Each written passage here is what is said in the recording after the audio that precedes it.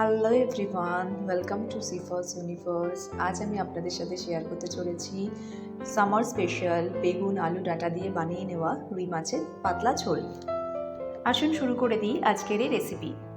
ভেজিটেবলসের মধ্যে নিয়েছি 4টে সজনে ডাঁটা, একটা মিডিয়াম সাইজের বেগুন আর 3টে আলু।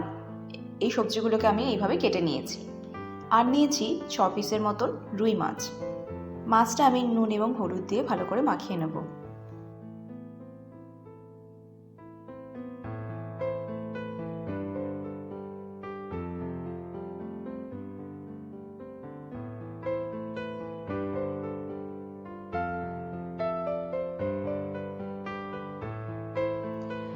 এখন মাছগুলো ভাজার জন্য একটা কড়াতে আমি নিয়ে নিচ্ছি 4 to 5 টেবিল স্পুনের মতন সর্ষের তেল।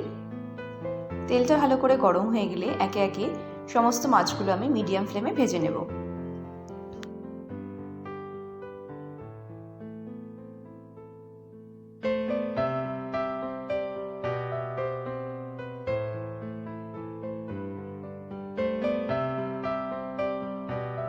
সমস্ত মাছগুলো ভাজা হয়ে গেলে ওই সেম তেলের মধ্যেই আমি ভেজে নেব কেটে রাখা বেগুনটা।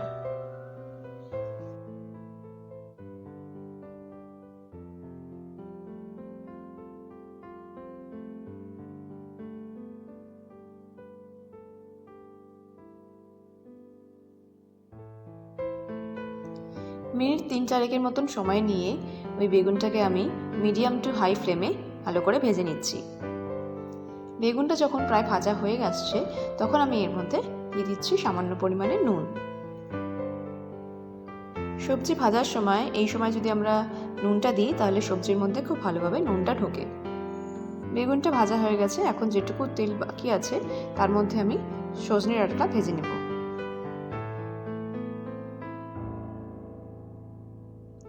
ডাঁটা আমার ভাজা হয়ে গেছে, এখন ওই সেম কড়ার মধ্যে আমি দিয়ে দিচ্ছি আরও 2 টেবিল স্পুন সর্ষের তেল। তেলটা ভালো করে গরম হয়ে গেলে কেটে রাখা আলুগুলো আমি এর মধ্যে ভেজে নেব।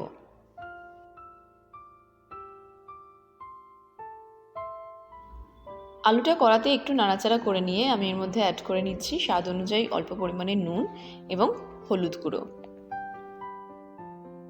নুন হলুদটা দেওয়ার পর আরও কিছুক্ষণ কড়াতে আমি আলুটা নেড়ে নিয়ে ভালো করে ভেজে নিচ্ছি। আলুটা ভাজা হয়ে গেছে, এখন আমি আলুটাকে তুলে নিয়ে ওই সেম কড়াতেই দিয়ে দিচ্ছি 3 to 4 টেবিল স্পুনের মতন সর্ষের তেল। তেলটা ভালো করে গরম হয়ে গেলে আমি এর মধ্যে দিয়ে দেবো 1/2 টেবিল স্পুনের মতন 5 ফোড়ন। কয়েক সেকেন্ডের মতন 5 ফোড়নটা কড়াতে নেড়ে নিয়ে আমি এখানে দিয়ে দিচ্ছি একটা বড় সাইজের কেটে রাখা পেঁয়াজ।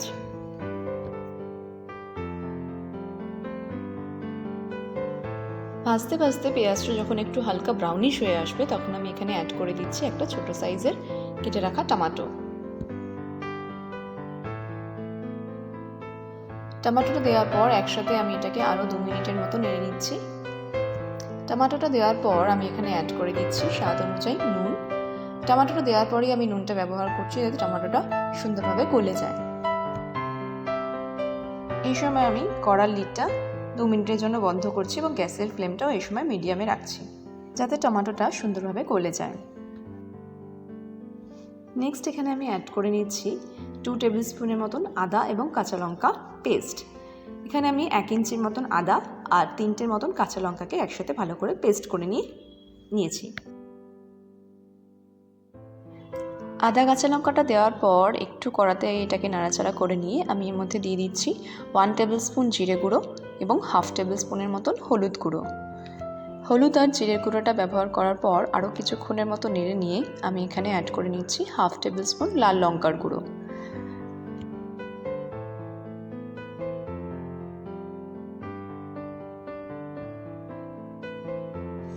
লো ফ্লেমে আরও কিছুক্ষণ আমি এই মশলাটাকে ভালো করে কষিয়ে নিচ্ছি। মশলাটা যখন মোটামুটি কষানো হয়ে যাবে তখন আমি এখানে অ্যাড করে নিচ্ছি ভেজে রাখা সবজিগুলো।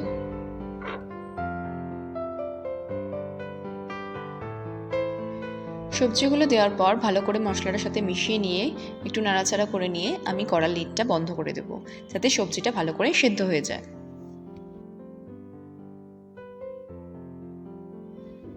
সবজিগুলো ঢাকা চাপা দিয়ে কিছুক্ষণ কষিয়ে নেওয়ার পরে আমি এর মধ্যে অ্যাড করে নেব পরিমাণ মতন জল। যেহেতু এটা মাছের ঝোল হচ্ছে, তাই এখানে জলের পরিমাণটা একটু বেশি ব্যবহার করতে হবে। জলটা দেওয়ার পর কড়ার লিডটা বন্ধ করে দিয়ে হাই ফ্লেমে আমি 5 থেকে 7 মিনিটের মতন আমি ঝোলটাকে ভালো করে ফুটিয়ে নেব। ফুটতে ফুটতে সবজিগুলো যখন মোটামুটি ভালোভাবে সেদ্ধ হয়ে যাবে, তখন আমি এখানে অ্যাড করে নিচ্ছি ভেজে রাখা মাছগুলো।